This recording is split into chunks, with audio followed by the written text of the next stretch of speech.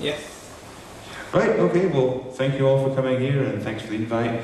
I suppose I should start off by saying thank you to the, is it Genting Casino or Genting Casino? Genting, something like that. Casino in Sheffield. They've let us come here free of charge. We've got this stage and all these lights and everything, and thank you to everyone helping set up with the film and the laptop and all this kind of stuff. It's great. Thank you to everyone that's come. I know some of you have come from up Leeds way and travelled quite far to be here, so appreciate that. Does everyone know where the bathrooms are if you need it, in the bar and all that kind of good stuff? Toilet's just through there, fire exit through there. If there's a fire, just get the hell out of here, basically. I've got a presentation to go through. I do also have a USB stick. If any of you have brought a USB stick, or if there's any way to get this onto your device, you're free to have it. There's a lot of useful information on here. I'm going to be dipping into a PowerPoint presentation in a second. What I'll do, if it's alright with everybody, is just run through the information, and at the end I'll have a questions and answers session. So if you want to take notes, or maybe just type into your mobile phone if you've got any questions about anything, we can cover it off. That way I can just plough through the information, get through it, hopefully about an hour and a half. If I'm talking too much or too long and you've had enough, just give me the sign, shut up John, you're pissing me off now, and I'll quit the speech, so it's easy going. Okay, first of all, how did I get here? How did probably most of us get here? Asking questions, really. What's going on in the world? What's going on with politics and religion and finance and the government and all this kind of stuff? And maybe you ended up watching Alex Jones or Gerald Celente or Max Kaiser or whoever, and you started getting some information. And then probably all of us now are at a stage where we're actually taking action. We're actually testing some things out. We're writing letters. We're filming things, and we're just experimenting around with the court system, the police, the legal system, and all that kind of good stuff. And seeking solutions, most of all. It's no good knowing that the front door in your house is broken if you're not going to then do something about that and try and fix it. And that's really my view. Resources, where do I get my information from? MSI Radio is brilliant. It's formerly TNS Radio. There's a guy called Sean McGuire on there. Vin, Mr. T and Sovereignty and others. Rob Freeman from Sheffield, he was going to be here tonight, he might still come. The World Freeman Society, Robert Menard, Dean Clifford, a guy called commonly known as Dom, who's on YouTube and Facebook, and of course UK Column, so Brian Garish and Louise and Mike Robinson, all those guys. Okay, so what should society be? Just my view, to let you know where I'm coming from. In terms of the law, which is what I'll be talking about tonight, I think the law should be a system that supports justice. So, if something's criminal's done, I think that whoever's done it should be punished. If you're innocent, I think you should have protection. And I think everything should be tried fairly and equally amongst all peoples, regardless of race, religion, man, woman, you know, that kind of thing. I think if someone said, I've done something, I should be able to have a defense attorney, a prosecuting attorney, a jury, a judge, and it should all be done proper, as in common law, none of this quasi-legal system we have today. In terms of medicine, what should it be? Well, just in my view, the doctor should try and find out what's wrong, and I think we've got the resources to do that, and then how do I fix it? And I think we've got the resources to do that. Work, what should work be? If you're going to do a 9-to-5 job, or maybe an evening job, or maybe a weekend job, or maybe just part-time or self-employed or whatever. I think work should be something that's useful to you and society, something that's fun and something that's practical. And it's not always possible to meet all those conditions in today's society, but who knows? What have I been up to personally?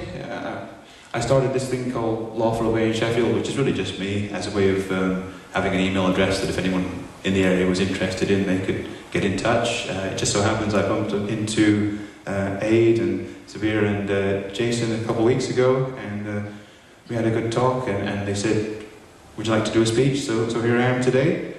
I've gone to a bedroom tax protest to see what's going on here in Sheffield and see if I could help out there. I've been to a library protest. I've been talking to a lot of police. I've been talking to a few court officials. I've been making videos, talking in forums, Facebook, YouTube, writing notices up, writing information about rights and freedom up, and doing letters, and most of all, encouraging others. I really think that there's a lot of great things we could do, and a lot of great information, and it's great to share it, so please feel free to share any of this information, and if this video is uploaded, feel free to download it and re-upload it, whatever's best for everybody here. Right, okay, so I'll jump into the slideshow. Now, I used to do a training role in my previous life, so all this information is copied across, and I always like to start off with a few bits and bobs. One step at a time. Okay, a baby shuffles. It doesn't run straight away. It then becomes a toddler, and it crawls around a bit, then starts to walk, and of course, when it grows up, hopefully it can run. And that's really the same with any of this information, any information about the legal system and law. You're going to have to shuffle through a lot of crap, walk around for a little bit, rummage around, and eventually you'll feel where you can run. And I think we can run.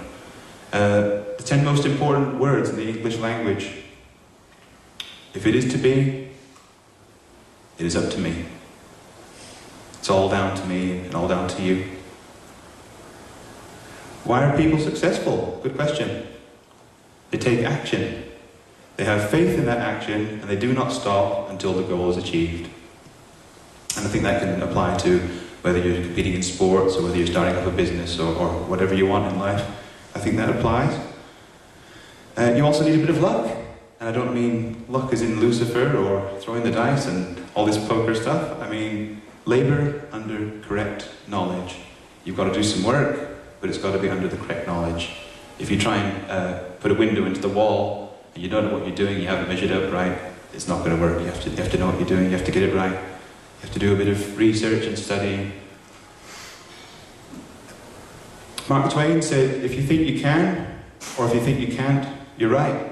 And it's very true. A lot of people think, you know, I can't do this, or the police are going to do this, or the government's going to do that, and there's nothing I can do about it.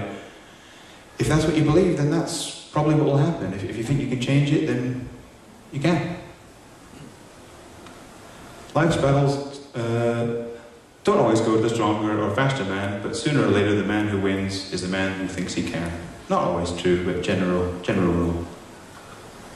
Abraham Lincoln, not my favourite person in the world, but he made a good statement. Give me 6 hours to chop down a tree, and I will spend the first 4 sharpening the axe.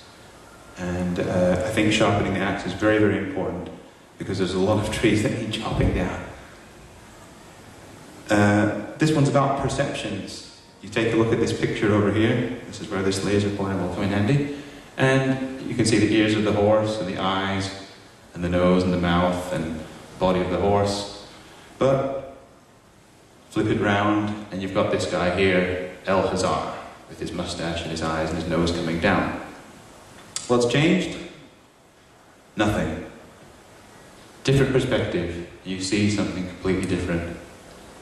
Very true when it comes to the law, because a lot of the words that we hear and are sent to us in letters and we hear over the phone, and a lot of the words used in the legal system, especially in legalese, it's just a completely different language. And if anybody wants to know how ridiculous the language is, over there, there's Black's Law Dictionary, Ninth Edition. I don't know if you can hold it up for the camera, but it's a huge book, and that's just one edition. That's how complicated some of this law stuff can be. People, how many people can see? How many people can you see in that picture? Anybody got 2? 3? 4? See a dog. Dog, okay. We'll count that as a person. 4, then? 5?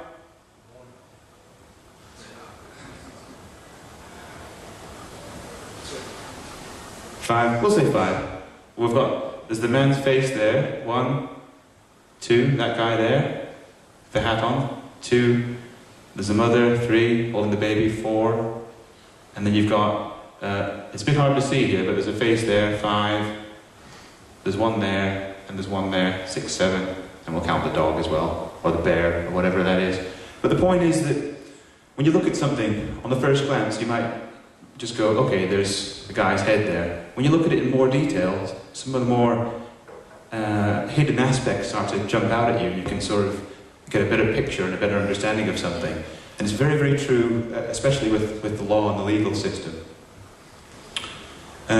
This one here, what does everyone see here in the picture? Abe Lincoln. Anything else? Anything other than Abe Lincoln?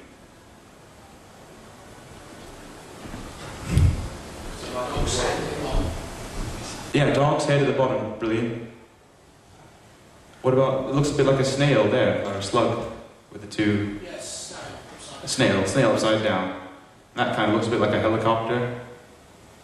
Looks like Europe at the top left. Top left, Europe, yeah, very good. And that's a bit like a clown. Can you see the head of the clown and his body and his legs? The clown sort of bent over like that. And it's just an example, really. Don't take too much into that. It's just to prove the point that sometimes, on first glance, you have to look a bit deeper, see what's really going on. Can anybody see the face in that picture? Reflection in the water, brilliant. Yeah, there's the eye, there's the hair. It's a woman's face with her hair there.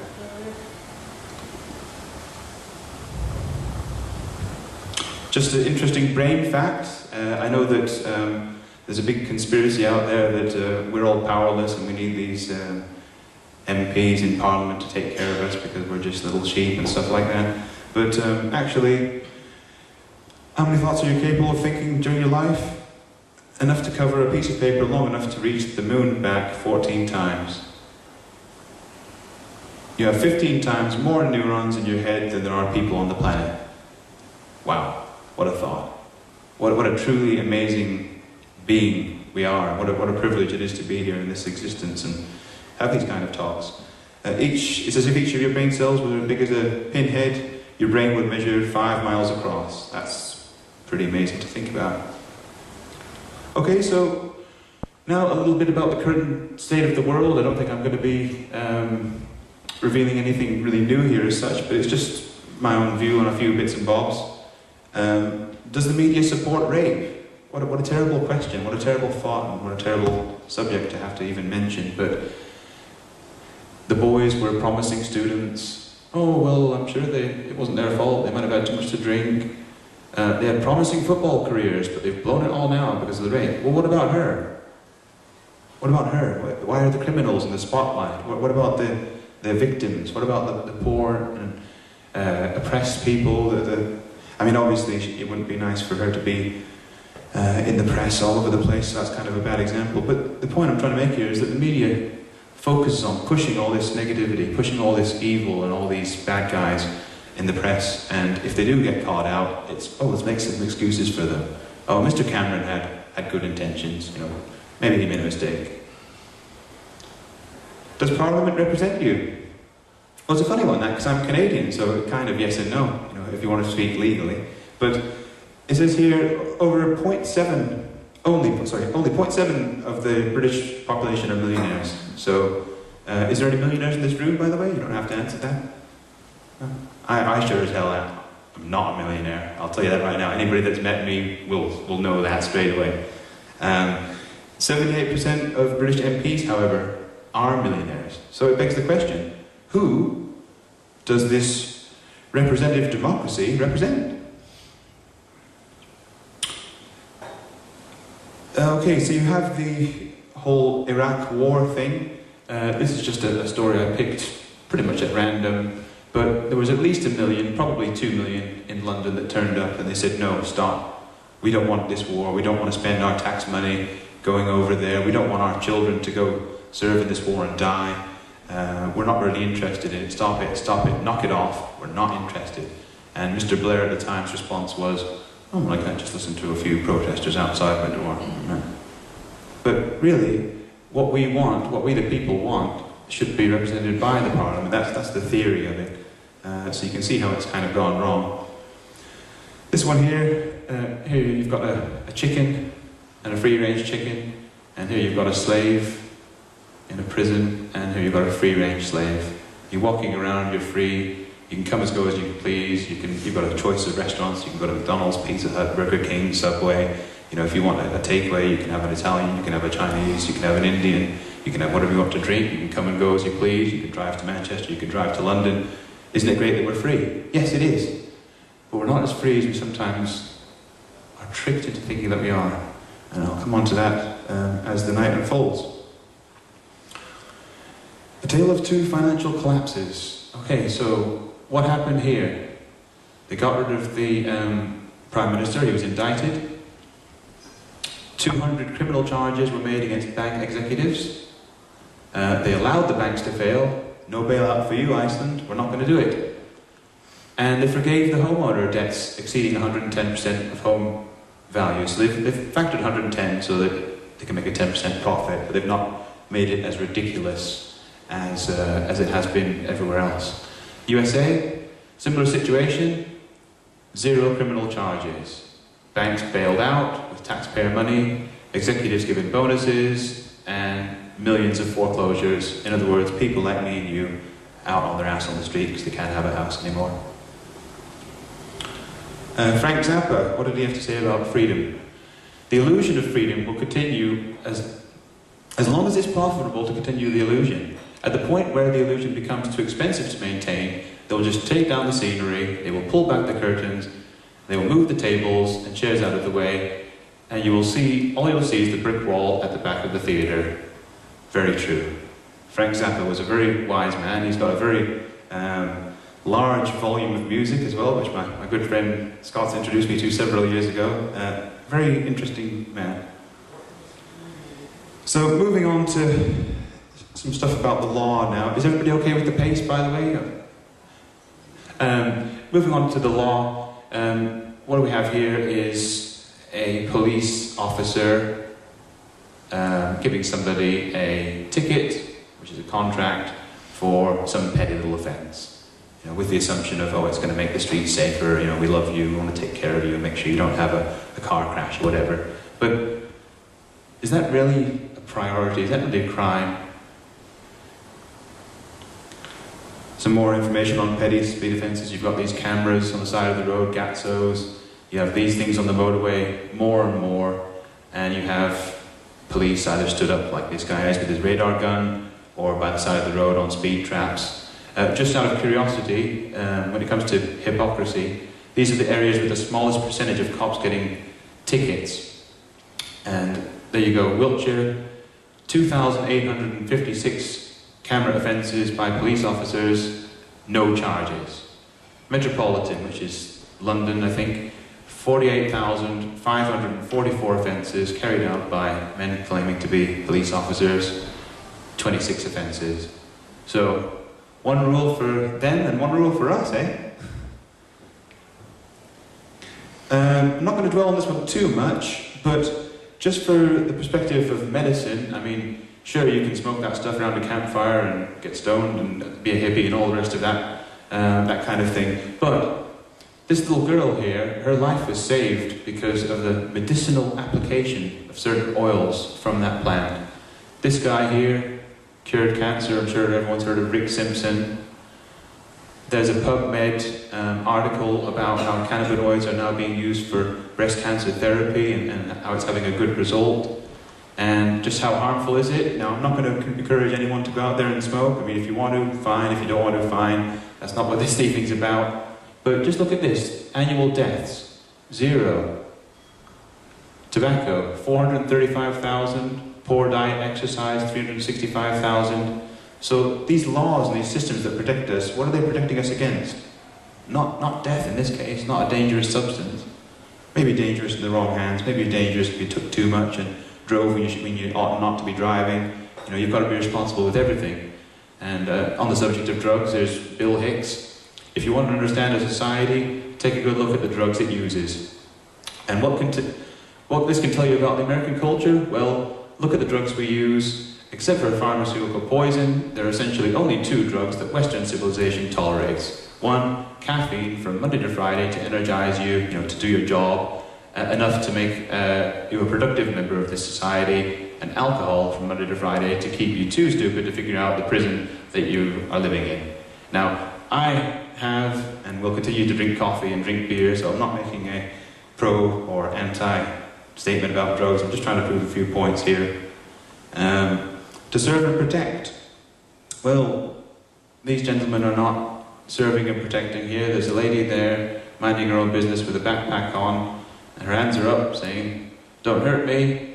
And what's his body language reflecting? "I'm going to smash you on top of the head with a baton."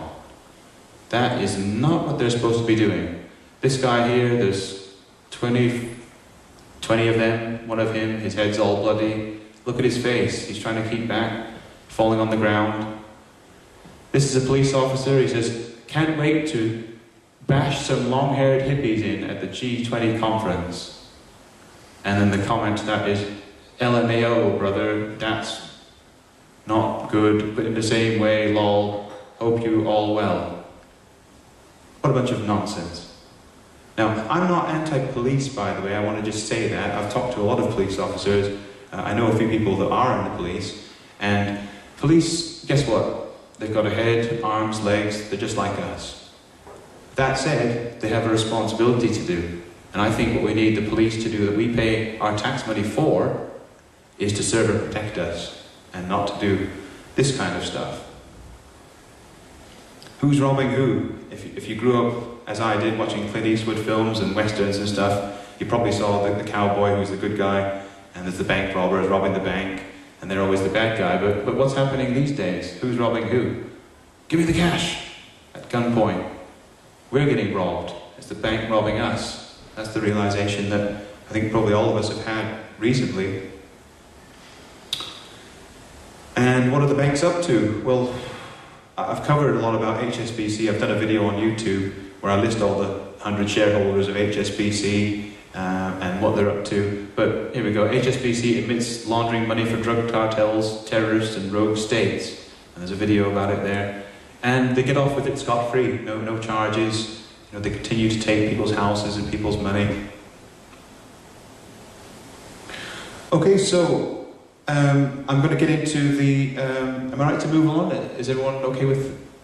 if you want any breaks or whatever, let me know and we can always have a break. You know, this isn't my show, it's our show, it's your show, so just tell me to shut up if I talk too much or whatever.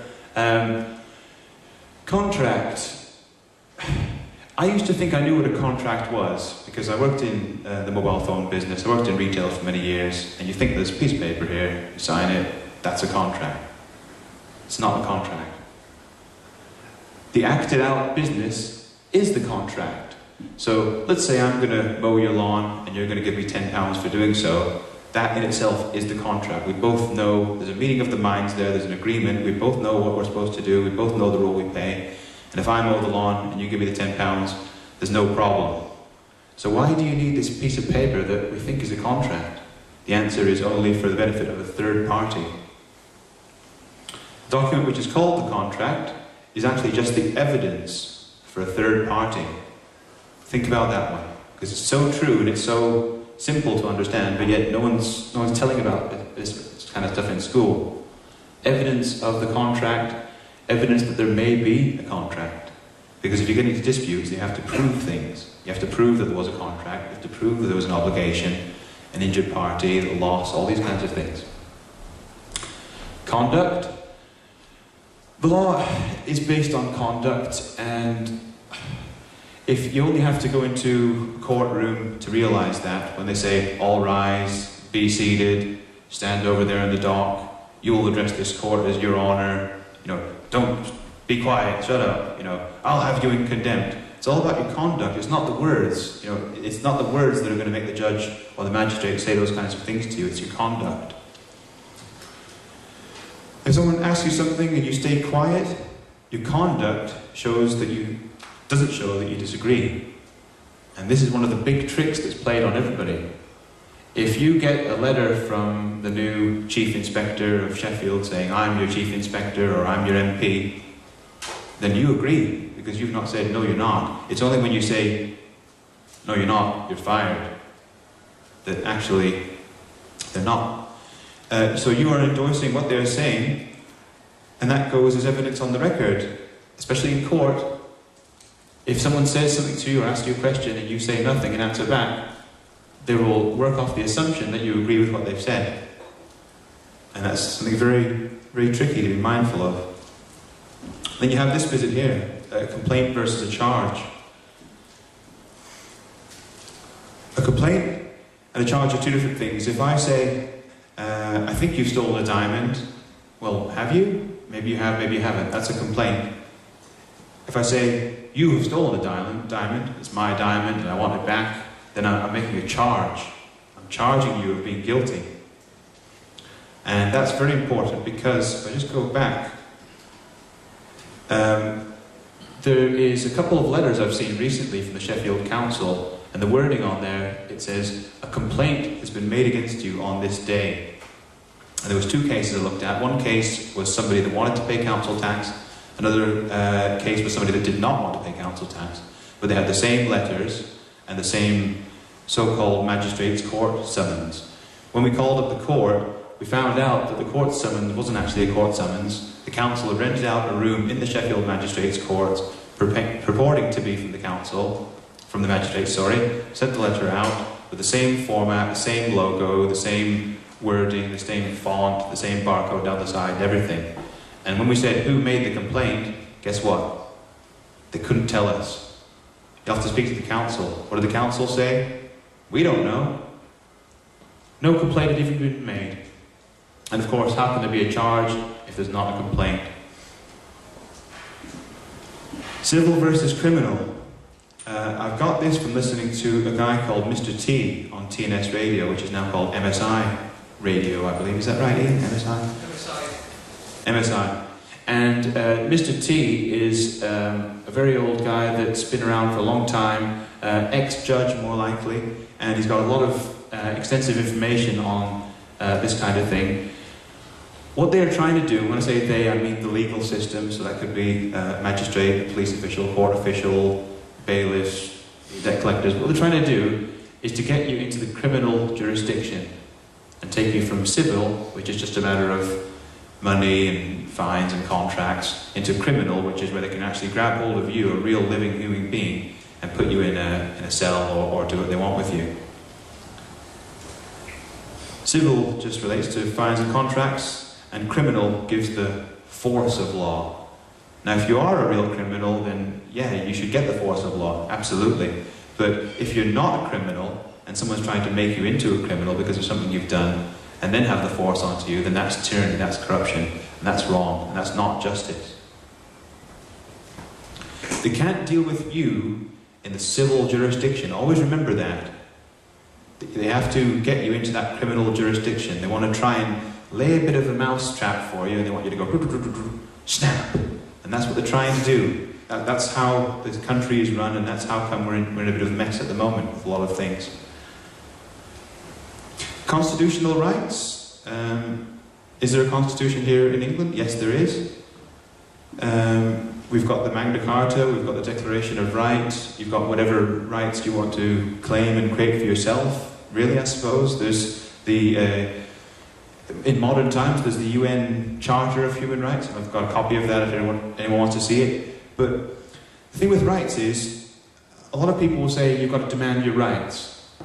To demand is to request.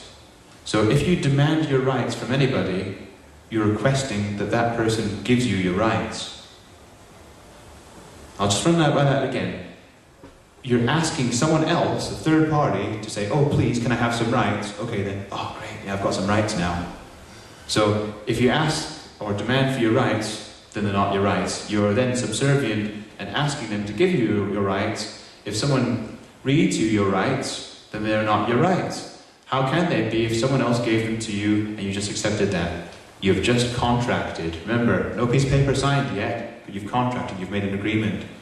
And how many times have you seen on a TV show, especially on these American cops and robbers, you have the right to remain silent, anything you say can and will be used against you in a court of law. Okay, yes sir. What they've done is they've said, you have the right to remain silent. You do, I believe I do. Anything I say used against me in a court, whoa, I don't want things used against me in a court of law. No, I don't agree with that bit. So I'm not going to accept my rights coming from someone like that, telling me things like that. I don't have the right to go to court. I'll go if I want to, thank you. If you quietly keep calm and claim and assert your rights, then they remain yours. So I just need to make you aware that I claim and I own all indefeasible rights. What you're saying, you're making a statement there. You're not asking anyone's permission. You're actually being sovereign. You're expressing your sovereignty. That's very, very important, especially in the modern legal system. If somebody tries to read your rights or tells you that they respect your rights, you must immediately say, I object, and tell them they cannot give you your rights or discuss your rights because they are yours, you know them, and you claim them. And I was actually tricked into this. I'll give you an example. I went to a Sheffield Libraries protest in Sheffield city centre just down the road. And when I got down there, there was a lot of police around. And I said to the guy at the booth, I said, what are all those police there for? And he goes, oh, they've been expecting lawful rebellion. And I went, well, it's funny you should say that. And I unzipped my jacket, ta-da! And there was my t-shirt with the little dove and the lawful rebellion on it, and the flag and everything. And I said, well, there you go. And I put my jacket around my waist, and I had my little girl with me at the time. So it was a family-friendly protest, not one of these, throwing rocks and stuff. It was nice and friendly, and there was people with music and food and stuff. So the second I took my jacket off and revealed my colours, I guess, my gang colours, I put my jacket around my waist, walk along with my little girl, 2 fiction agents walk over to me, these 2 police officers in yellow uniforms. Hello, hello, what's your name? Is this your protest? No, it's not mine, I just showed up. Oh, right, are you the one organising it? No, not me. We just want to let you know we respect your rights to peacefully protest, and we're not going to give you any trouble. We're not here for you. We're here for the football people down the street. There might be a bit of violence. We'll just be over here. If you need us, just give me a shout. Just give me a shout. Nice one. Thank you very much. What's your name? Oh, my name's so-and-so, and I'm a chief inspector or whatever he was, and shook his hand. I thought, oh, nice one. What a great cop he was. Now, I was tricked there, and I don't know whether he did it on purpose. I don't think he did. I don't think he realised what he said. But when he used the word protest, that's a legalese word. And he said that, and by me saying, okay then, and shaking his hand, I'm agreeing I'm going to come under his jurisdiction as a protester. I'm not a protester, I'm a human being. It's tricky, isn't it? It's tricky. And he said, I respect your right to protest. Well, I hadn't given him my definition of what my right to protest is, if there is such a thing, that I'm going to tell him about. So he offered me a right, and I've gone, okay, I'll accept your right. So again, he's got me in that jurisdiction. And it's very, very tricky, and it takes a lot of practice, and you have to be very careful about what you're saying. You might say the word person. No, I didn't mean that. Person means a legal fiction. It means a birth certificate. I mean man or woman or something. You have to be very careful with the law and the words. All indefeasible rights reserved. That's one of my favourite statements, and I put that on the bottom of my email signature. I don't know if any of you you've probably all seen it, most of you, but it's there just to protect me, that they're my rights and I'm going to claim them. Assumptions and presumptions, another thing that appears in law. Example, if you would have carried on driving, you would have gone into that ditch and killed yourself. What is that? It's a presumption, it's an assumption, it's not a fact. Nobody's driven into a ditch and killed themselves there. The police officer is offering you a hypothetical, theoretical scenario, and you either go, oh yeah, I can see that. Got you. The second you agree with it, they've got you in their jurisdiction. And driving as well. Are you driving or are you travelling? Good point. Driving is another one of these words. You have to have a driver's license for that. You have to register your car to the DVLA. Give that over to the DVLA. But yeah, this is a hypothetical situation that requires your agreement to contract it. I don't agree with that at all. I don't understand what you're talking about. Well, if you see that ditch over there, if you would have kept on driving, you would have gone straight into it. I don't think I would. I can't see that happening. What a bunch of nonsense. It requires your agreement for them to then take it to the next level. The accuser, this is about who is that knock on the door, who is that guy in the courthouse, who is that guy with the yellow jacket on. Very important to know who the accuser is. Identify the accuser. Who wants to know? And take the name down, take the ID number, take down the office where they're based. Who do you work for? Very good question. Very, very good question, because sometimes you think someone's a police officer and they're not. They work for G4S, they work for a private security firm. Sometimes you think someone's a magistrate, they're not. They're a council-appointed solicitor, Or they might not even have any legal authority or sign-off powers at all. They might just be an imposter. And quite often, a lot of me and my lot are asking in court, you know, who are you? Identify yourself. Are you a magistrate? You look like you're magistrates. Can we see, are you here under your oath? Are you operating in accordance with your oath? Can I see it? And they abandon court. Well, who are these guys and girls? It's a fair question. Where are you based? What's your ID number, employee number, or shoulder number? Don't alibi and don't testify. In other words, shut the hell up. Unless you've got something that you need to say when you're dealing with these people. The more you say, remember, anything you say can and will be used against you in a court of law. If you say a little, they've got a little to use against you. If you say a bit more, they've got a bit more to use against you. If you say a lot, they've got a lot to use against you. And I'm quoting the anti-terrorist there on YouTube, who's got some very good videos. What's that?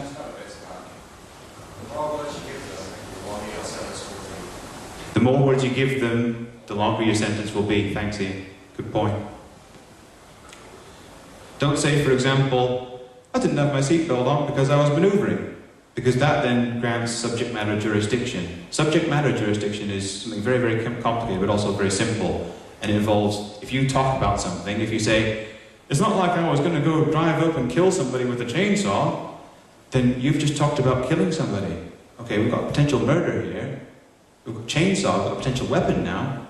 And they can talk with that and they can deal with that. So you have to be very careful what you say.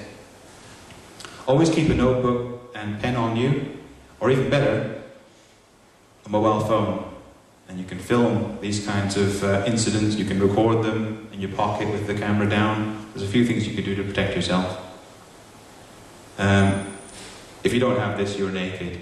Yeah, pretty much. If you're dealing with the police, or a bailiff, or a court official, or a council official, or whoever, a TV license inspector, whoever your adversary is, then you want to be taking notes on what's said, why it's said, who's saying it, where they're based. Because if you have to reflect on it later, you want to be able to use that information to protect yourself, really. It's a shame I have to talk about this kind of stuff, isn't it? But a lot of people I come across feel very much like fugitives. You know, normal, everyday people just like me and you, but for whatever reason, they might be elderly or disabled or vulnerable, and they're in a council flat, and now they've got to pay this extra money for the council tax, and they can't afford it, so because of that, you need to give us more money and stuff. What's going on there? Where does this come from? Greed, really, I guess. Don't sign anything. That's amazing. I mean, one thing that a lot of people are aware of, but they're also not aware of what it is at the time. Let's say a police officer pulls you over for doing, I don't know, you're doing 45 in a 40 zone. It's a bright sunny Sunday afternoon, you're in the middle of nowhere, there's no children about, no animals about, you can see clearly down the road, you're not causing a problem to anybody. They think, aha, a bit of extra cash for us. They're going to pull you over, they're going to get you in their car, they're going to have a little chat with you, man to man, or woman to woman, or whichever way it's going to go, and then they're going to give you a bit of paper, sign here please, and it's going to say, pay us £60 or £80, and you know, please take 3 points off your license. You don't have to sign that, you don't have to agree to that. It's a contract. If you walk into a car from warehouse, or a phone's for you to take out a mobile phone, you don't have to sign that contract. Oh, actually, I've changed my mind. I don't want that Samsung Galaxy S4 or whatever. You can walk out. Same with this. You can walk out of this legal system. Not as easily, but it can be done. Signing for letters? Okay, so if somebody wants to identify you and have what's called joinder, which is identifying the legal fiction. Is everybody familiar with legal fiction? What I mean by that, by the way? No. Legal fiction, I'm referring to the fact that I'm a living human being, and if I'm a normal living human being in England, for instance, or Canada, where I'm from, your mother and father do what's called a birth registration. You have a birth certificate, and there's Mr. Jon Bravo appears on a bit of paper, and then that piece of paper is the piece of paper that's addressed the majority of your life. If you have a driving license, it's not you applying for that, it's your name, or the legal fiction in block capitals, because it is fiction, it doesn't exist. It's like the legal fiction and the name versus you as a sovereign being is a bit like having a rain jacket, where if it's raining and it's cold and it's winter, you might want to put that thing on and zip it up so you don't get wet and cold. But in the summer, you might go, oh, it's too hot, I don't want that thing. And does that make sense a bit about the legal fiction? I'll cover it off a bit later in more detail. What I'm doing, I suppose I should apologise here, I'm working off the assumption that many of you will have probably already seen John Harris's It's an Illusion video. What I will do before I go, some of this stuff I'm talking about, I've got detailed information on every single point on here. I've got videos of people actually doing this stuff, you know, filming police and courts and letters and letter templates, and there's interviews that talk about all this stuff in much greater detail. So I've got a brilliant resource if anyone wants it free of charge on here. You just have to figure out a way to get it onto your device and it's yours. Dealing with debts and loans. Okay, the best way to deal with debts and loans, we're getting on some practical lawful rebellion stuff here. Ask whoever's asking you for that commitment, can I please see a copy of the contract? Because in law, a contract, according to the Bills of Exchange Act, which is not really law, it's the legal system, but in that Act of Parliament, it says that you have to have two parties signing in wet ink on a document, and there has to be a meeting of the minds. These days, what you see is agreements. Oh, by the way, that also applies to common law. In common law, a contract is two people signing a document and agreeing something. And that's not really the contract, as we said, it's the evidence of the contract. But ask them for the copy of the contract. What we mean by that is the letter. Chances are there won't be one, because it isn't a contract. If you've signed it and they haven't, it's not a contract. So how can they enforce penalty for not dealing with the contract if there isn't one? And you'd be surprised how many times you think you're in contract with your mortgage, your mobile phone, your car insurance, whatever it might be, but you're actually not in a contract. Contract must be signed, inked by two parties. Ask them to verify the claim. Can you prove that this is valid, what you're asking me here? Ask them to validate the debt. Can you prove that I have caused you loss? Where is your profit and loss statement? And how do you intend to prove my links to it? How do you intend to prove my links to it? What you're saying there is, you know, if I don't pay this £80 a month or whatever, is it going to affect you? Can you prove that? If you can prove that, and if I do have a contract and I'm bound to that, then fine, I might accept that conditionally. I've got no problem with that. But if you're trying to do a con job on me and trying to trick me into something that I don't really have to do, and that's fraudulent, then I might not be interested in that. Offer conditional acceptance. A lot of the mistake that a lot of people make is that they'll get into conflict, and it's the one thing that the judges can do. A judge or a magistrate or a court official can only really do one thing, which is make a ruling in a conflict. I stole Johnny's wristwatch. No, I didn't steal Johnny's wristwatch. Yes, you did, you stole it. And the judge goes, I think what you're saying is bullshit, and what you're saying is the truth, so I'm going to make this ruling. And he makes his ruling. And that's what judges deal with, they deal with conflict. And if you're going to keep getting into conflicts, you're going to keep ending up in court. Simple as. So if you offer conditional acceptance, if someone's after some money, let's say it's the TV license and you don't want to pay them. Let's say that you think the TV license, I'm not going to pay it because in the BBC headquarters there's a big statue with an elderly man and a young naked boy, and they're promoting all these pedophiles, and you've got Jimmy Savile, and they lied about the news here and there, and I don't really like what they're doing, and I don't really want to pay them. So you get out of that. They then send you something saying you owe us, you know, whatever, £10 a month, £12 a month, however. I don't pay the things, I don't know how much it is. But they send you this letter out, and they say you've got to pay us this money. Well, I conditionally accept that I might have to do that. You're telling me that I've got to pay, and it's all the law. Can you please show me the contract? Show me where I've agreed that I'm going to pay it, and where we've both agreed it and signed it. Show me that I'm going to cause you some loss. You know, prove it to me. I conditionally accept that. And it's amazing what responses come back from the TV license people. You'd be surprised how well this kind of stuff works. I will consider accepting liability conditionally. This means there's no dispute. So if there's no dispute, no argument, no problem, no court ruling. An agreement, as we've already said, is not a contract. And what I mean by that is the financial agreement when you take out a loan or a credit card or a bank account or whatever is not really a contract because it hasn't been signed by both parties. Letter 1, produce the claim, validate the debt, and produce the contract, and I'll consider paying you. Give them 14 days. Letter 2, repeat it and state, I'll give you a further 10 days to come up with these, otherwise you agree there is no debt.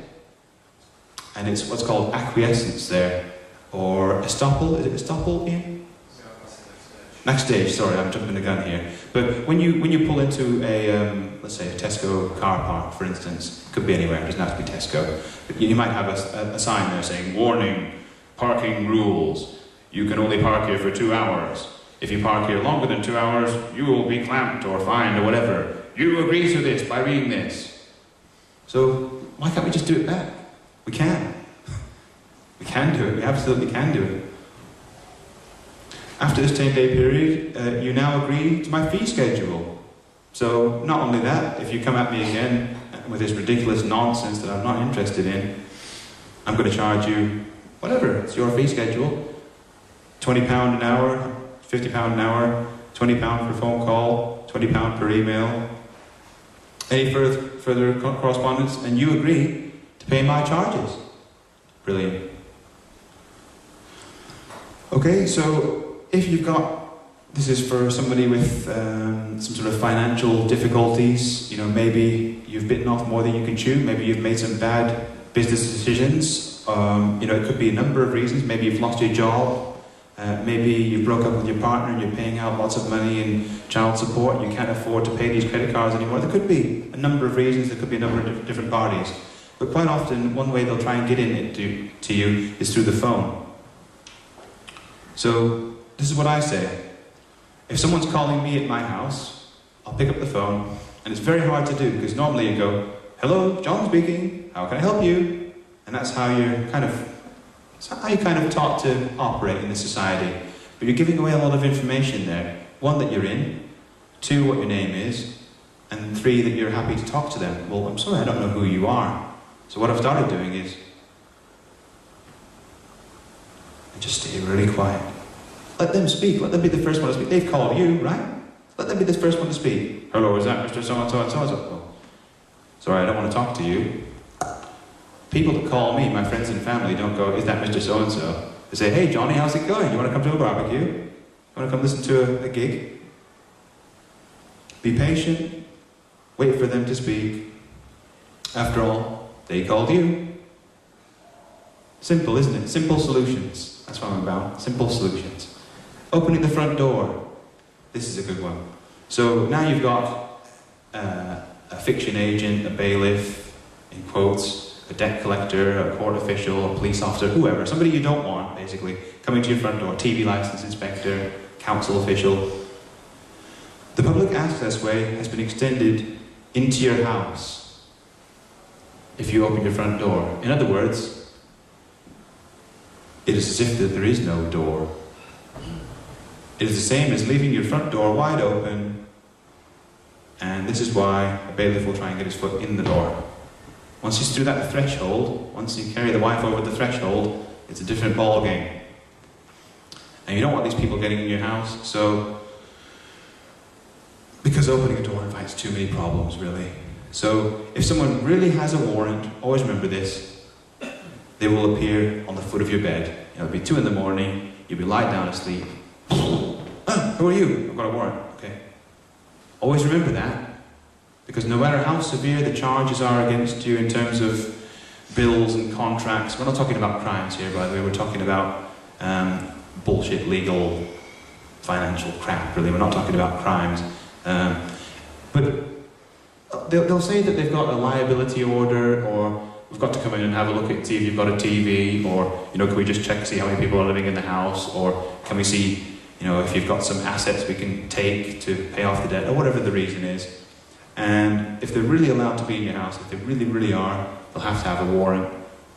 And even then, it's hard for them to get a warrant. I've looked at real warrants, I've looked at bogus warrants, and 9 times out of 10, what's used in the present day is absolute fraudulent nonsense, really. Return to sender. If you got a letter from someone and you don't want to deal with them, fine, you don't have to, that's your right. We always assume, you know, we've got to be gentlemanly about things, and if someone asks you a question, you've got to give them an answer. It's appropriate some of the time, it's not appropriate all of the time. If one of my friends wants to ask me a question, if Scott wants to ask me, you know, which is my favourite Black Sabbath album, I might just answer him, because he's my friend. But if a police officer asks me a question, why are you asking me that? I don't know you. So if someone sends you a letter, this is a few things you could put on the outside of the letter. And if anybody wants any stickers, I'll put you on the spot here. Ian's got a template with lots of return to sender stickers all printed out, and he's also got the, I think there's a template sheet you get from Staples or something, isn't there, that's the right size? It's just a A4 sticker sheet. A4 sticker sheet that you put in your printer and it aligns up with the formatting or whatever, okay. But these are a few ideas you can put on the outside of a letter that you don't want. I do not recognize you. I do not understand your intent. I do not have an international treaty with you. No assured value, no liability, no contract, no consent, without prejudice, all indefeasible rights reserved. And as Ian pointed out earlier, you might want to leave that one out, because without prejudice means it can't be used in court. And if you want to take them to court, you might want to leave that one out. But it depends on whether you want to go to court or not, I suppose. An unknown visitor. So, on the door, anyone who has not been fully identified. As far as I'm concerned, they're an unknown visitor. If I know you, fine, come on in. You know, you can come stay over at my house, you can have something to drink, you can have something to eat. If you've not got a jacket, you can borrow one. I'm quite a hospitable chap. I try and be quite a nice guy, but if I don't know you, if you're wearing a funny outfit, you've got a name tag on, who are you? Let them speak, but don't listen. Don't take too much notice, because again it grants subject matter jurisdiction if they say this, and you answer back. You're saying, I acknowledge that you're here, I acknowledge this is valid, I acknowledge I've got a responsibility to talk to you about these matters, and I'm going to entertain you. You don't have to. When they say, who are you, etc. That's right, then say to them, who are you? And write it down, or better yet, film it. These things here, this is one of the most powerful tools. I won't say weapon, because I'm a man of peace and love, and I don't believe in violence or war or anything like that. But one of the best tools is this thing here. Someone comes to your door, hello, who are you? You'll be amazed at the reactions. Shit, I don't want that thing filming me. And they're off into the sunset most of the time. It's funny how it works. Try it. Walking down the street, see a police officer walking by. Hello, officer. Nice weather, isn't it? What are you doing filming me? It's an offence. You'll have you arrested. Oh. Calm down. Throw your toys back in the pram, officer. Then say, what do you want? And write it down, or better yet, film it. So, just a few basic ideas there. Everybody happy for me to move on, or do you want a break, or... Move on? Keep going? Is this too boring, I hope? No, keep going. Keep going, okay, great. The oath. With every judge, magistrate, and police officer, they have to swear an oath, or an assertion. And a good question, are you operating in accordance with your oath of office, sir? Brilliant question. Because if they're not, what the hell are you doing talking to them? And what the hell are they doing there? And who are they? And where are they coming from? If they are, brilliant. And I'll show you why. These are the oaths of judges. I've got the police one coming next. I, Jon Bravo, do swear by Almighty God that I will be faithful and bear true allegiance to Her Majesty Queen Elizabeth II, her heirs and her successors, according to law. Okay, a lot of information there. They're saying that they are working under God. Okay, well that's a big responsibility there. If you've, I don't know if anybody's actually read the Bible, but it's a lot to take in. Bear true allegiance to Queen. Okay, well the Queen swore an oath that she would defend the faith and also uphold common law with fairness and integrity for all. According to law. Notice it says law, not the legal system. That's brilliant. And there's very similar, I think that one's, oh there's one for allegiance, one for a judicial oath, and that one at the bottom says affirmation judicial. It's all the same kind of thing. And I got it from judiciary.gov, if you want to go have a look at that. There's also some other oaths, if you're a Hindu or a Jew or a Muslim or a Sikh. They've got various versions of it, but it's all basically the same type of concept. That's all available online if anyone wants to have a look at it. Police oath. This is an interesting one. I, Jon Bravo of Sheffield Constabulary, and sincerely promise I will serve the people of the police force area, which is Sheffield, in the Office of Police and Crime, sorry, this is Crime Conditional 1, without fear or favour. I will act with integrity and diligence in my role, the best of my ability, execute all duties of my office to ensure the police are able to cut crime and protect the public. And I will not seek to influence or prevent any lawful or reasonable investigation or arrest or engage any police action save that which is lawful and justified within the bounds of this office. That's actually a police commissioner's oath. I do apologise, it's not the police oath. That's the police oath. I, Jon Bravo of Sheffield, do solemnly and sincerely declare and affirm that I will well and truly serve the Queen in the office of Constable with fairness, integrity, diligence and impartiality. Well, that's brilliant. Fairness? Yes please, I'll have some of that. Integrity? Spot on. Diligence? Impartiality, that's brilliant. Upholding fundamental human rights, brilliant. And according to equal respect to all people, fantastic, now we're getting somewhere. They don't tell you this, do they? How many hands up if you've had a police officer come up and tell you this? Just for the record of the video, there's no hands. I didn't think there would be. It's because they don't, but this is the oath that they swore. Every single police constable in the UK has sworn that oath in order to get their job. That was the deal. I will, to the best of my power, cause the peace to be kept and preserved, and prevent all offences against people and property. Okay, so that's basically common law, isn't it? Offence against people is rape, torture, assault, murder, all that kind of bad stuff. Property, that's theft. So you're talking about theft, loss, injured parties.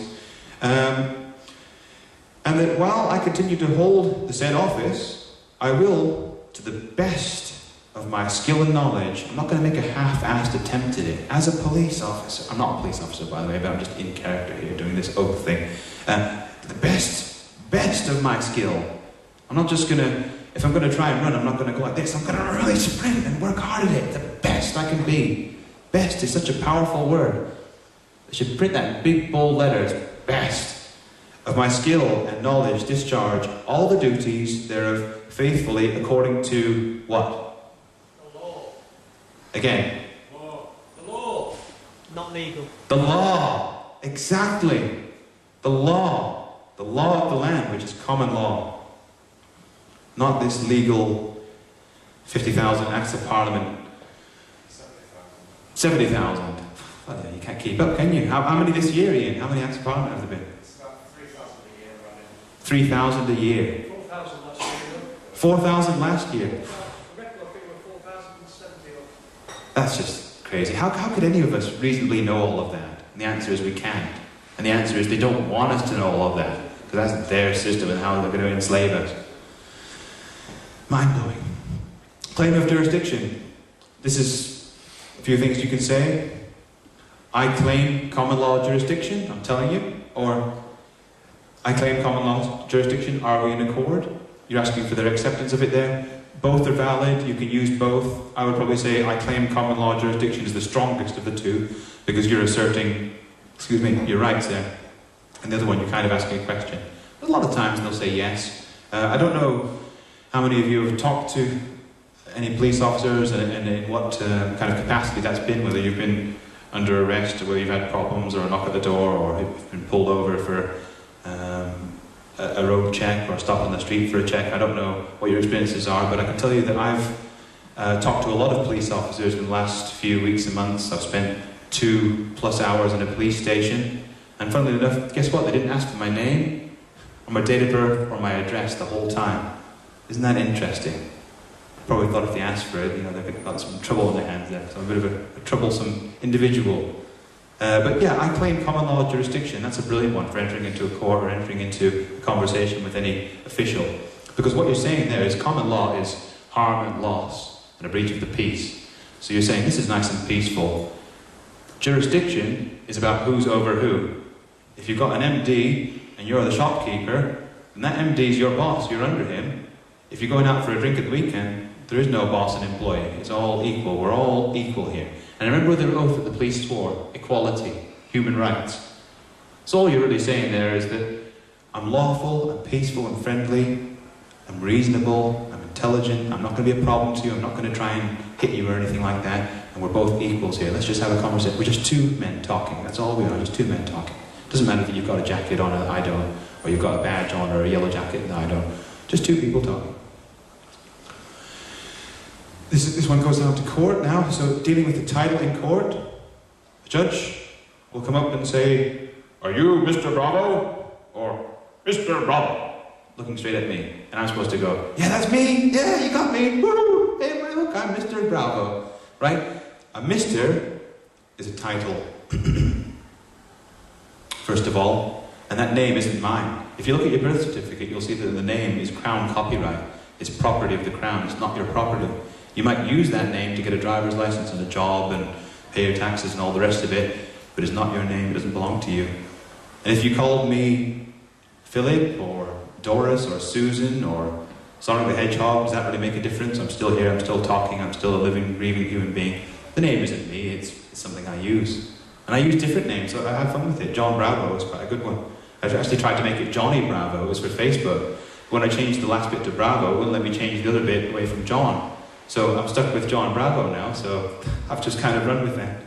And that's why I say that it's a stage name on my email signature, because it is, it doesn't really mean anything. So when the judge says that, you can say, "I object." And remember what we said before? Is this civil or criminal? Is what civil or criminal? This. Now you wouldn't do that, you wouldn't say, "Is this?" Because you're telling him, you're giving him too much power there. Is this civil or criminal? What can the judge say to that? Well, no. How can it be? If you've just entered the court and he says it's criminal, oh, so I'm charged, I'm guilty already, you might as well just put me in the slammer now. It can't be, and he knows that. It's civil. Right, okay then, well, see you later. And you're gone. Case dismissed. They won't see it like that. "Bailiff, grab that man, how dare you, I'll have you condemned to court." And the second you get out of the court, and they pull you back in, if they do pull you back in, it's a new court case. They don't tell you that, but it is. 2 court cases now. If the judge and magistrate goes quiet, you can walk right out of there. You're asking them a valid question. It's a pretty damn important question. I'm here before you. I'm going to be judged as a sinner before your church, and your high priest going to stamp me down as being guilty or not guilty and give me a prison sentence or a fine or something. Then you might want to know, is this civil or is this criminal? It's a fair question. And who are they to not answer it? So, just a simple solution there. Walk out of the court and dodge the bailiffs non-violently. If you are dragged back into the court, it's a new case. They will never admit this, etc., etc. I've covered that off. Each time you appear in the court, it's a new case. And I've got this from Mr. T on TNS Radio. Brilliant, brilliant speaker with a lot of information about this. If someone says, "Are you Mr. Bloggs?" and then you talk about the name, "Well, I'm not James Bloggs," then you grant subject matter jurisdiction because Mr. is a title and a name is something different. In other words, it's like saying, "Did you steal this car?" "Well, I didn't kill anybody." Now you've got something new you're talking about. You're talking about killing somebody. It's a new subject. And if they're addressing Mr. is a title, like Reverend, Doctor, His Royal Highness, Her Royal Highness. It's not even a name, it's a title. So if you start talking about a name, when all they've done is ask for Mr., you're now saying to the court, this name is something real, it means something to me, and they'll go, let's pursue this business of a name now. And they've got you in their jurisdiction. It's that simple. It's that complicated, but it's also that simple. Responding to the name in court. Okay, so what should you do? So if I'm Jon Bravo, or that's the name I'm going to be called by, commonly known as, then if Fred, the judge, says, Jon Bravo, and I say, yep, that's me, or if I look up, and it's a tricky one, because if I'm walking like this, and I can't see you, and you go, Jon Bravo, and I look around, oh shit, that means I'm that name, aren't I? Now you know what's going on, but they have to establish that in court before they can move on to the next step. So if you get this stuff right, you're going to miss out on a lot of unnecessary stuff that you don't need to get, really. What's that? Thought in action. Brilliant, thank you. I'm just going to get a glass of water. You can ignore it, and that conduct then doesn't contract you to Joe Blogs. So you might want to practice this. Have someone call out your name. Jon Bravo. Jon Bravo. You, that idiot with the microphone and the blue jeans and that grey t-shirt. Are you addressing me? That's a powerful question. Powerful question. Are you addressing me? Because me is different than Jon Bravo. Jon Bravo is just a name. But me, now we're getting personal. That's an inquiry. The judge after this might say, I'll find you in contempt of court if you don't answer the question. Or ask again, now are you Jon Bravo? Guess what? We're back again. Well, who are you? Or identify the accuser? Is this civil or is this criminal? And then you're back into the walking out of the court and job done. It's really, really that simple. In theory, in practice, you might be right. One thing I want to say is that there's a lot of talk in the free man movement about things you can do and a lot of logic and and hopefully some of the things I've been saying, you can go, oh yeah, that kind of makes sense, I can see that. But then, can you really pull it off in real life? Can it really be done? Well, a lot of the time, no. Because you can do this in court and you know that I know I'm right and you know that you're right, but they're not going to recognize that. It's a bit like if you have, I don't know much about football, so forgive me, but suppose you've got a Liverpool United or a Manchester United fan. If the Liverpool guy goes in the Manchester thing and starts talking about Liverpool, get out, we don't recognize you, you're not one of us. And it's the same with them. And whilst you're telling the truth and asserting your own law and your own sovereignty, they don't really care about that and they're going to do what they're going to do sometimes. So just be aware of that. Just be aware of that. But should it stop us? No. Does it stop me? No. I'll tell you why. Because if we stop and we bow down to them, there is going to be no future for our children and grandchildren, not a nice one. That's what I believe. I'm not a negative person. I don't think it'll come to that. I think it's easier than that. I think if we all keep talking about these kind of things and sharing the information, a new era of peace and happiness and love can emerge. It doesn't have to be violent. Just all about knowledge and words. Remember, they're using words against you. Spells, magic spells, yes. Very true. Orders and bills. And this is quite an interesting concept because hands up who's heard of a court order? Has anybody heard the words court order before? Just about everybody. A court order is when the judge makes his judgment and now he's going to tell you about it officially in a letter. You get a court order and the order asks you to do something. When you walk into McDonald's, for example, I'm not promoting anyone who goes to McDonald's, by the way, I don't work for McDonald's, but assuming you did, you go in there and you place an order. I'll have a large chips and a hamburger, or whatever you're going to have, and a soft drink.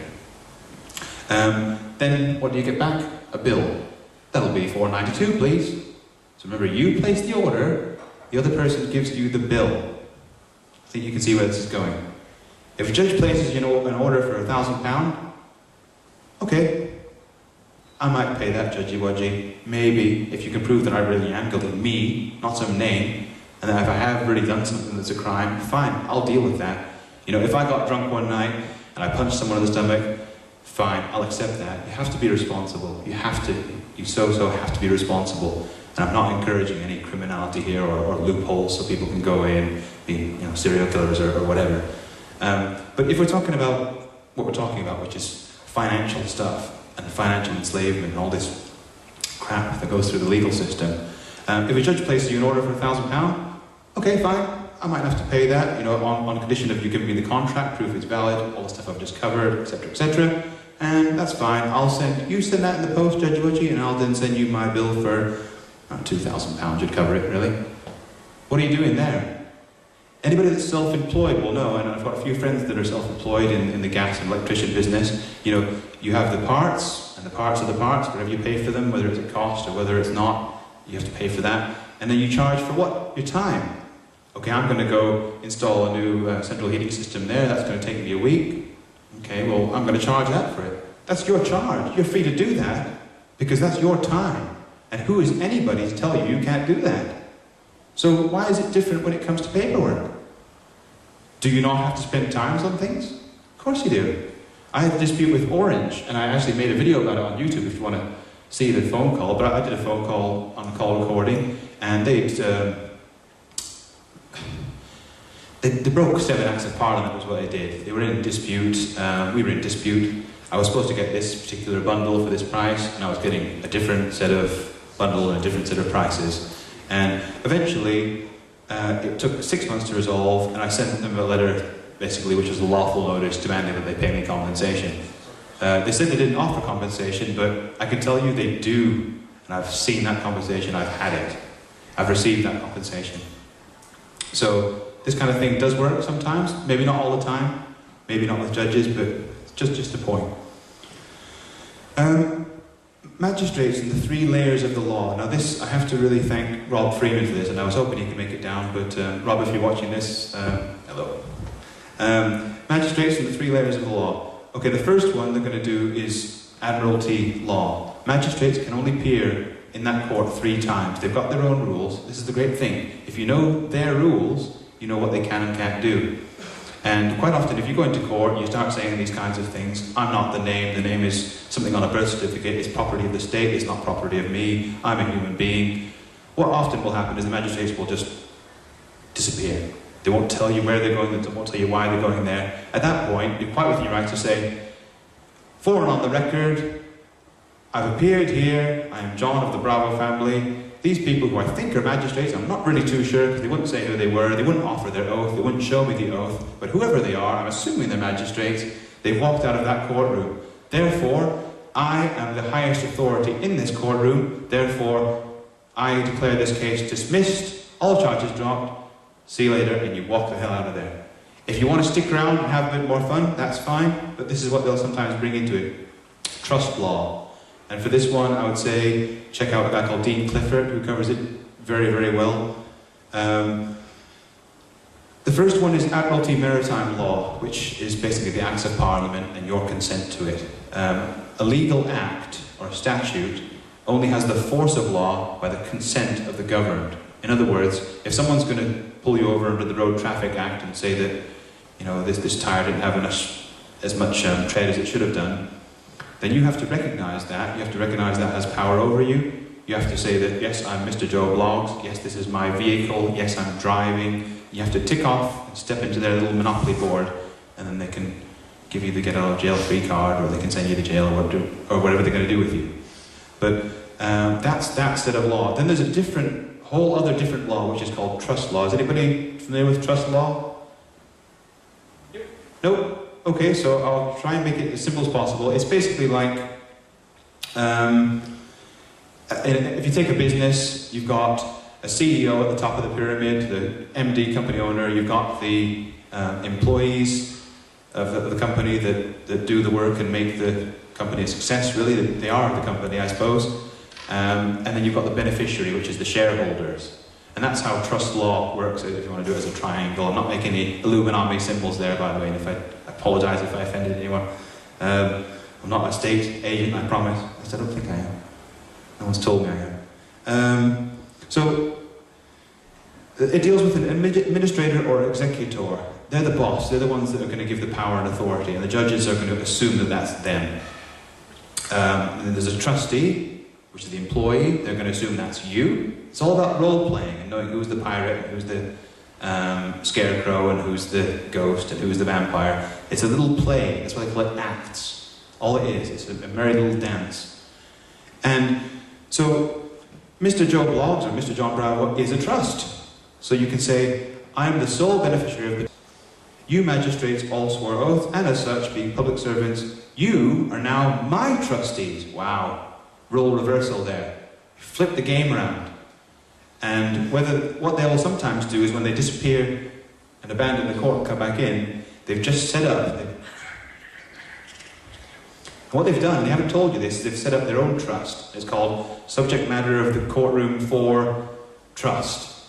And they've appointed themselves as the administrator of it, they've appointed you the trustee, and they've appointed the beneficiary to be themselves, or whoever they want to give the money to. Probably themselves and another party. Probably, you usually have court fees, and you have money awarded to a third party.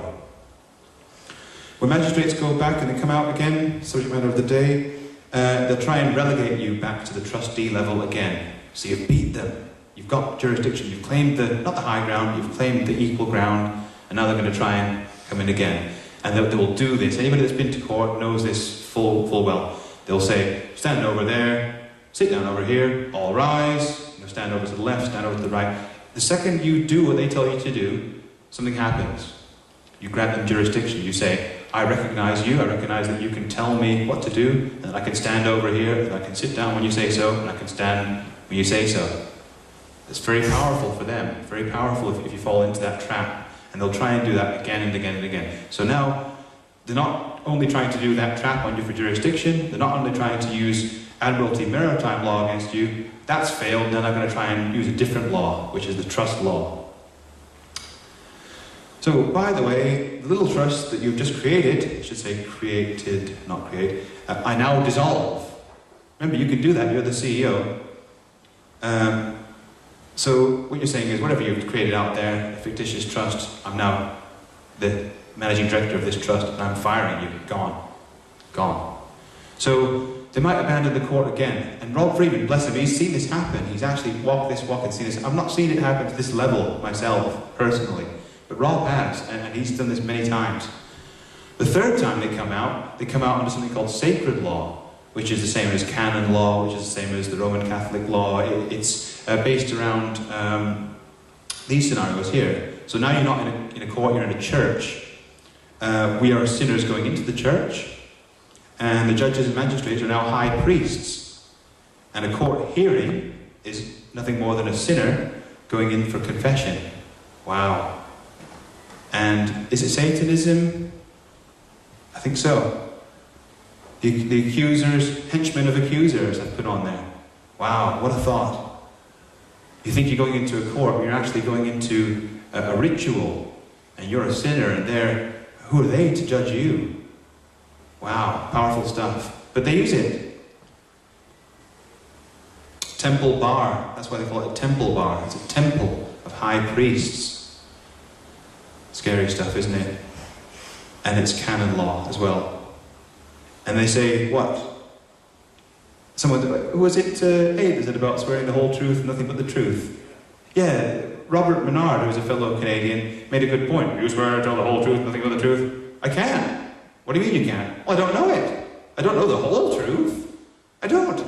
If you told me how to, build a car, I have no idea. I know how to travel in a car, I know how to operate one. I don't know how to build one. I don't know the whole truth. Who does? Good point. Good point. But they say, how do you plead? And to plead is to beg. So you're going to go, please, I'm not guilty, or I'm guilty. You're begging, you're pleading. You're pleading. That's what they're trying to do. They're trying to get you into being a sinner in a church before high priests under canon law. And who do they get their authority from? Ask them and you might find out, or not find out. A volume of sacred law is most often the King James Bible, which that book is also very powerful for much more positive and other reasons than that, but they're going to try and use that book against you. So, I suppose I put in there, it's great if you know your Bible. If they're going to try and use that book against you, see what's in there. You could probably get out of jail free very quickly once you know that they have to, if they are reporting to God, they've got certain rules they have to follow, and you can. I'm not going to get into any Bible or what we call religious discussions tonight, but I'm just showing you what these laws are, and it's just a fact. They use Admiralty Maritime law, they use trust law, and they use sacred law. So that's just something to be aware of. But if you beat them all 3 times, that's it. The court's adjourned, case dismissed. And quite often, there's been a lot of cases where cases have been dismissed. And you might think, well, why haven't I heard about that? I didn't remember hearing about that on the BBC. You won't. You won't. Do you think they're going to talk about it? But I've talked to people, and the more people I talk to, the more results I find out. And I know, I can personally speak for my friend Ian here, who's been in and out of court, and he's managed to stay free and stay, what's the word for it? Lawful, peaceful, managed to get rid of all the harassment and stuff. He's doing okay. On the record, this is a favourite phrase in law business. Whose record? Is it on the record? That's not good enough. Whose record? Is it your record? you judges, is it my record? So if you say, is it on the record, they say yes, they're allowed to have a private record, aren't they? I mean, if I pick up my phone and record it, that's my private record. You might say, can I have a copy? I might say, yes you can, no you can't. That's my record at that point. If you say, is everything that happens now a matter of public record?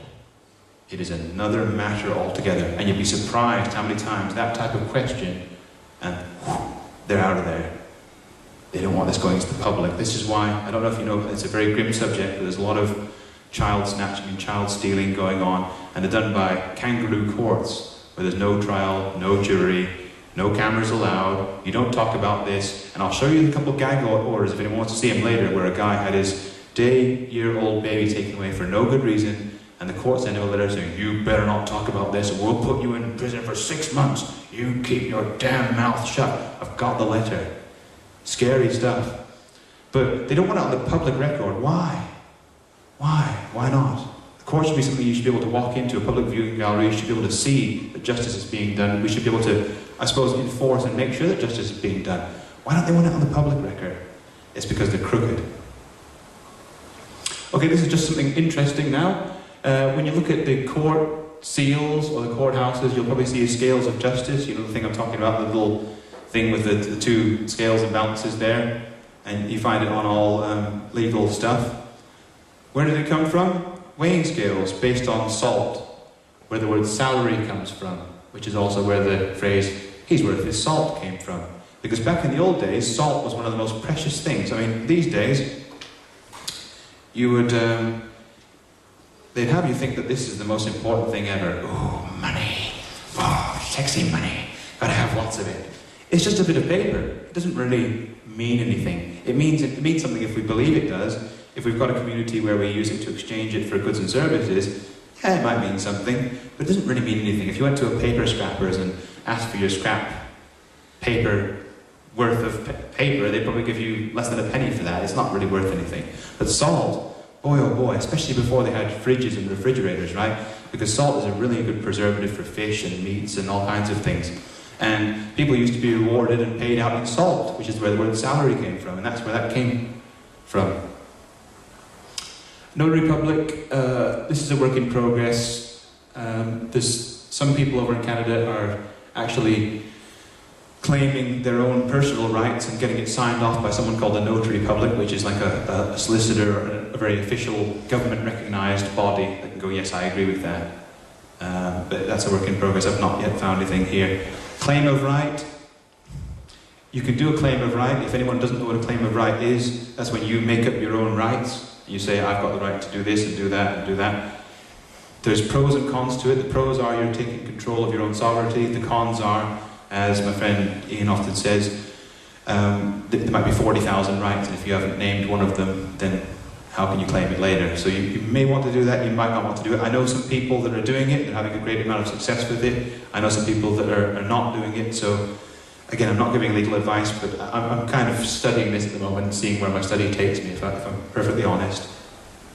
Law and Equity Act in England, again, a work in progress. There's something called a Law and Equity Act over in Canada, and they found out that this act really does a good job to help them out with their day-to-day operations in this lawful, peaceful rebellion. Affidavit, again, a work in progress, and when I say that, I mean, I don't know how I'm going to use affidavits personally, but I know that John Harris has got a sworn signed affidavit and presented it to the Queen, or at least he tried to. And an affidavit is about getting someone to say, let's say, I've got this glass of water here, and I want to present that in court.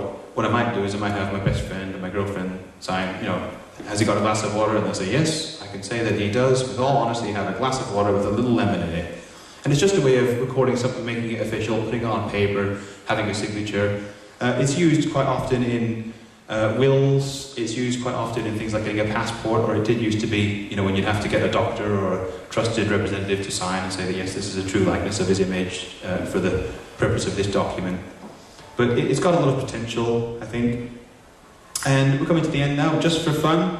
Water and ice. The law of the land, which is not really the law, because common law is the law, but this Admiralty, Maritime law, and all these legal acts are based on high sea, pirates and sailing the seven seas and arr and all that kind of stuff. And that's where registration come from, by the way. When you register something, it came from a shipmaster or a ship captain or admiral docking at the dock, and he would have to, well, he didn't have to, but he would register the ship. So he would sign over the ship for safekeeping to the dockmaster. That's what registration is. And this is why, you might think, well, if I park on some yellow lines, they can clamp my car, they can take it away. If I don't pay my tax, they can crush it into a cube. How can they do that? It's my car. It isn't. The second you register it to the DVLA, you hand over your car for safekeeping to the DVLA. The same with marriages, the same with children, the same with property. Who has your property? Well, it's mine, I've got the title deed. No, it's just a deed in title. If you've registered it to the land registry, they're holding that. They're holding that. If you sign over a birth certificate for a child, you've signed over the child to the state, which is how the state can then come in and take the child. Now, there might be... Some people are pro-social worker, some people are anti-social worker. My own personal view is this. If you do have a violent, drunken dad that's smashing the kid's head in and stuff like that, then, my God, yes, we want to do something about that. We want to get those children out of that situation, and great. But if we're talking about just picking a child out to make money out of it, because it's also an industry, then no, I'm not so much for that. And once again, it's don't hate the player, hate the game. There's people doing things in the police, and a lot of people are saying, oh, these blankety-blank pigs, and it's like, no, you can't be like that. You really can't, because they're just men and women like me and you. They're playing a game. And some of them, you'd be surprised, when I talk to police officers, I said to one of them, I said, what about this scenario? You've got an elderly lady who can't pay her mortgage anymore, for whatever reason. Then the bailiffs come around, and she says, go away. And then they ask you to come help with the eviction. How would you feel about that? What would you do? And he goes, do you know what, John? I've been asked to do these kind of things as a police officer, and I refuse to do it. I just won't do it. I thought, wow, that's powerful. That's really powerful. And you'd be surprised. Now, you could say, well, okay, if you know what you know, you've got a duty to then try and stop it, speak to your superior officers. That's true, but my point there is that you've got to remember you're dealing with people. And while other people will respond to an act of violence, if I was to run up and smack you in the face, you'd respond to that. You'd go, ouch, you'd probably go, how dare you, and smack me back. But people will also respond to peace and love. They will respond to conversations, they will respond to reasoning, they will respond to compassion, they will respond to fairness. It's all about conduct. So I would say, let's keep it peaceful. Let's not have the view of, you're free to do whatever you want. I don't want to influence you on what to think. Far from it. But my personal view, I don't want to be seen as someone that hates cops or hates government officials or hates David Cameron or hates Obama. I don't like what they're doing. I don't like the game. I don't like the system. But we're all in this together. We're all equals in this. So just for fun, water and ice, because that's the law. That's the law of the land. What have we got here? Ministry of Just Ice. There's that ice. You've got a license. Police, ice, who might point a gun and say, freeze. How about that? Practice, legal practice.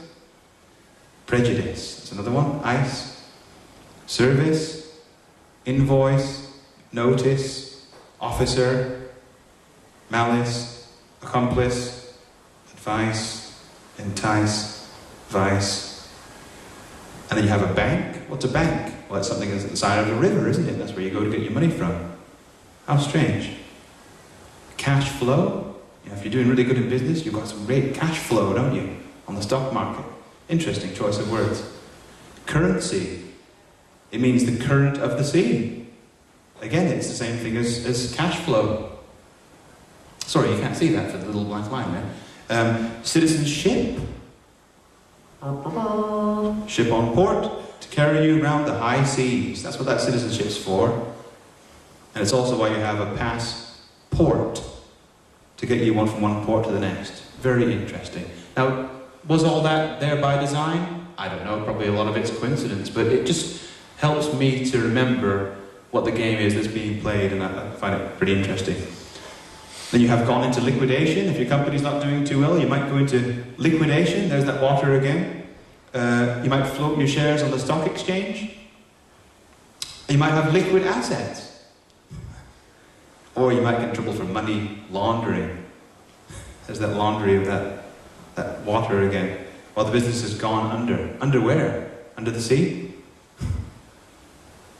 And you have a docket in court. This is a schedule of official court proceedings. And you also have something called a dock, which is behind the well in the Court of Scotland. So it's all over the place. It's right out in front of our face. And that's the end of the presentation, but this is what I have to say. Should you be down about all the things that are happening in society? Should you be bothered about it? Should you let it beat you down? Hell no. You know, let's keep a positive outlook. That's my personal approach. There's a lot to be happy about. There's a lot of good stuff going on. And I think that the information on here, which a lot of people are sort of getting to terms with and using and applying practically, it's working really well. And there's the people over in Ireland on TNS Radio, which is now MSI, they've got something called an anti-eviction task force. And if there's if there's a mother with a baby in arms and there's people going to kick the door in and rip stuff out from under her and cause her a bit of mental torture and anguish and nowhere to live, there's people that are showing up. They're calling out the address on air. People are showing up in solidarity saying, no, you're not going to come in here. Sorry, we're not going to make this violent, but we're not going to allow you in here. And it's working. People are using notices on their door, and it's working. People are writing back and challenging these accusations, asking who the accuser are, and it's working. There's a lot of great stuff happening at the moment. So, thank you very much. That's me done. I'll shut up now. Shall we move to questions and answers? Well, I think we should give a round of applause.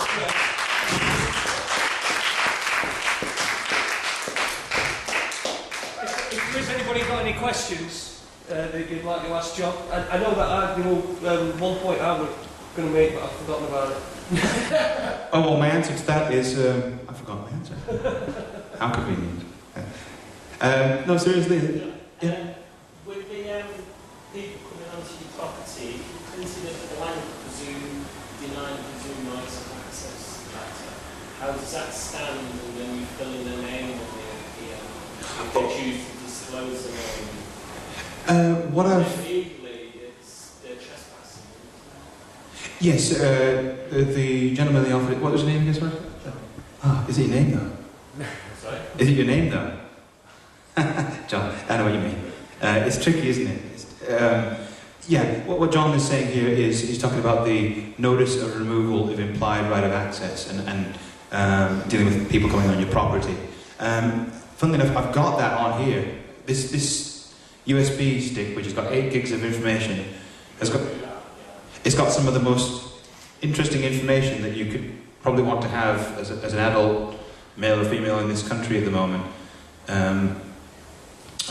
Notice of removal, I'll just get it up on screen. I thought this was going to come up, so I've come prepared. That is it. And what you're doing, I won't get into the whole thing, but basically the question was about what name did you put on there in regards to you? Was that your question? No, not my name, their name. Oh, right, okay. It's a presumed access, isn't it, until you deny it. Right. Yes, okay, so you're talking about giving this document to them. Right, you can do. Yes, brilliant. Good point. I personally, I've got this document up on my front and back door of my house. If anyone ever comes over, you'll see it there. And it's very interesting, by the way. Pizza delivery guys will say to me, "What's that?"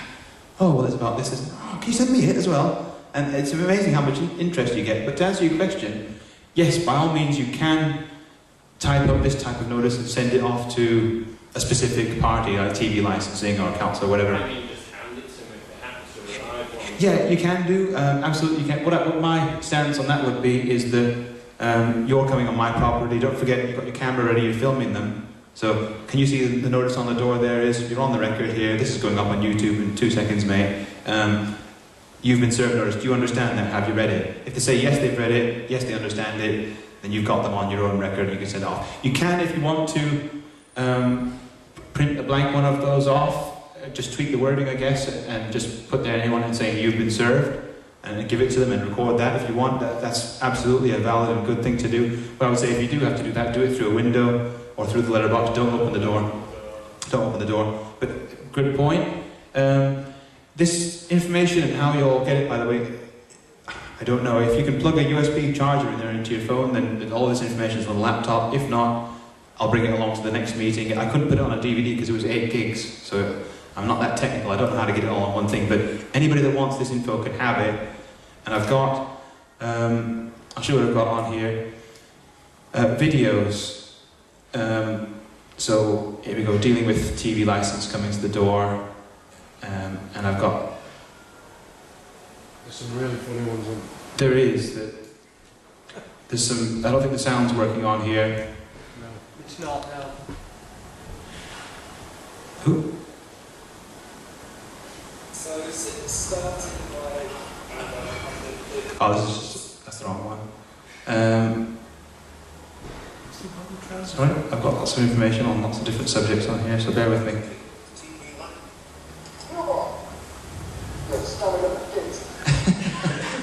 Now some of these approaches... There he goes. Would you like to introduce yourself? Go on. No, I'm going to go. And there's loads of them on there. So you can see it actually working. It's good for that reason. It's a good education, this stuff. It shows you it actually working, it gives you a few ideas. I would tend to be a bit more respectful and not call them a get and swear at them. There's dealing with the courts, there's some court footage on here. Dealing with the police, there's lots and lots and lots of police videos, including a policeman coming to the door. I think this is commonly known as Dom. Dom's very good.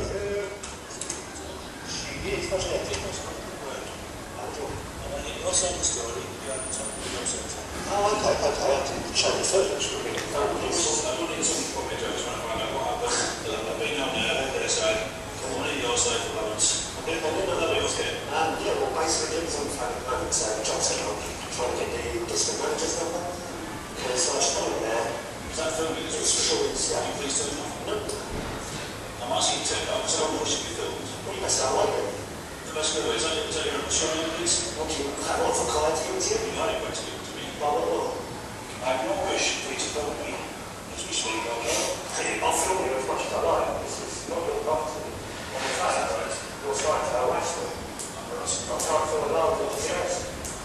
So I'm going to leave this house. I'm more than happy to get that stick, download it onto the other laptop, and then anybody else put a stick in. Yeah, well that's... Pull it across if you've got them with you. What's happening there, John? What's happening? This one here was a police and community support officer, PCSO, going to one of my friend's house, a guy called commonly known as Don, and he's just harassing him because he went in there and filmed something in the job centre because they were being a bit off with his girlfriend and he wanted to get a bit of footage. And they were saying, you can't be filming things in public, and they're just trying it on, basically.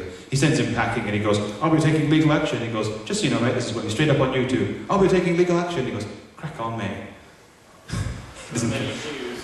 Many views, yeah, a lot of views. But there's a lot of... sorry, I was rabbit trailing there. I didn't mean to sort of go off topic. But information on here, I've got stuff, videos on dealing with police, bailiffs, parking tickets, council, phone companies, TV licence. Just on the city council, aren't they a private company? They are indeed a private company. Every council, the Crown Court is a private company. The police are a private company. Yeah, private companies. United Kingdom is a private company. It is, but I looked at the United Kingdom Corporation Limited, and that specific name isn't the true representation of that country, but the concept is true. It's a business. The United Kingdom's a business, the court system's a business, the police are a business, the councils, they're all private companies. Well, Tony Blair used to talk about Great Britain PLC, didn't it? Yes, he did. And they could call it whatever they want. And the fact of the matter is, if they did call it UK Limited and we went, aha, you know, there it is, and David Cameron's the chief executive of it, and if we knew about it, we talked about it, they just take it off and hide it somewhere else. It doesn't really matter what they do. We know the score, really. But there's lots of information here on dealing with lots of different accusers and people that you don't want to get in a tangle with. There's some videos from Rob Freeman on here, which are very informative. Robert Menard, which are very informative. Dean Clifford, which is about trust law. There's some files from Vin on TNS Radio, including Mr. T, who talks about, you know, the civil and criminal jurisdictions. There's also templates you can use for debt collectors. There's the Magna Carta on there. There's something I've got, it's not going to load on here, but it's an Excel file. And I've put on there into sections, this is common law, this is a judge's oath, this is the police oath, this is Magna Carta, this is the Bill of Rights, and I've just taken it from the British Constitution group and wherever and put it all together so it's all in one spreadsheet for handy reference. Other than that, if anybody wants any more information or has any further questions, you know, by all means, drop me an email. I'll give you my card when you go if you want it, and I'll happily answer any questions. Honestly, if I don't know, and I don't know a lot of the time, and I'll just say I don't know, and I'll probably seek advice from one of my friends such as Ian or Rob Freeman or somebody else that I do know. I'd recommend a radio station called MSI Radio, not because I work for it or I'm affiliated with it in any way, but it's based over in Ireland and they're dedicated to practical day-to-day stuff and seeking solutions. And I'm going to be on there the next Wednesday for an hour or two with Sean Maguire, just talking about all this kind of stuff on air and just seeing what's going on over in Ireland about this kind of stuff. Any more questions or points? Can I ask a question? Yes. Because I'm still a bit not too sure about maritime law. Okay. And you see some people also refer to Roman law. And I've looked at a lot of this information going back a few years and kind of been down some of the rabbit holes and from what I can see, a lot of that stuff talking about maritime admiralty law was first spoken about by Jon Bravo. And when you read his books, he talks about that as well, but there's not really any sort of citation given as to where this information comes from. And I kind of hit a wall with it. I didn't know where else to look beyond there. You have to, it's not a case of, good question. The question there, just for the purpose of the camera, was where did this business of admiralty maritime law come from? And very good question, by the way. Okay. The answer to it is you won't get a single book that's going to tell you, you know, this is the formation of maritime. I mean, there might be some books written about it, but I've not come across them. To understand that, you have to really just look as to what the British Empire is and what they were doing at the time, and you have to be aware of how certain things came into being. Sorry, it's because we're all born through water. Born through water, yeah, good point. I mean, when you come out of your mother's womb, you're born through water, and that's what a birth is. It's like a ship's birth sailing off. But I mean, all these terms that I've seen, also like the flow of currency, the bank, as far as I can work out from my own research, they all kind of lead back to Jordan Maxwell and the sort of stuff they used to say in the 80s. And I've not been able to sort of dig any further back to see where he would have got that information from. Whether it's just semantics, and you read some of his books which I've read, and he talks a lot of it is about his wordplay, where he'll get one half of a word, and then the other half of a word, and then it's going to have this meaning. But you don't know if that's him who's just decided that, or whether it actually does have that meaning. Yeah, that's a good point. What Graham is saying there is, I'll go back to it now. The last slide on here, which is talking about the words and the significance in links to ice and water and all that kind of stuff. As I put on the top of it, just for fun, really, you know, I've never heard, you mentioned Jordan Maxwell. I don't know who he is, I'm not familiar with his work, but from my own research into where passports came from, and if you look at historically how the documents were used, it was literally to go from one port to another. You've got to remember the United Kingdom and Great Britain was a conquering empire that went around to India, Canada, Australia, various other places around the globe, and they would come and go using these types of tools that are used today without travelling on the sea. So I suppose the most honest answer to that one is I've got my own view from my own personal studies on various points that I've put together. I say that just for fun. I don't necessarily think that the word practice came from it, you know, oh, let's get ice on there and make it into a... That's not what I'm saying. It's just for... Yeah, but I mean, what I think is that some people could take that seriously and think that that's where... Right, okay. So... I understand words like jurisdiction, and I think that juris, the law, and diction is words. The word of the law, you know, that's where you get jurisdiction. That kind of makes sense to me in a Latin term.